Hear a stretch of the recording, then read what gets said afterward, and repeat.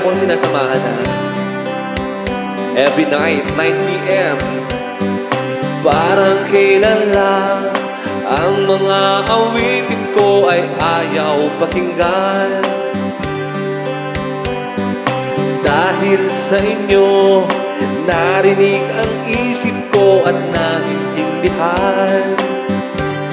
Dahil dito'y ibig ko kayong ituring na matalik kong kaibigan. Tatanda at lilipas rin ako, ngunit may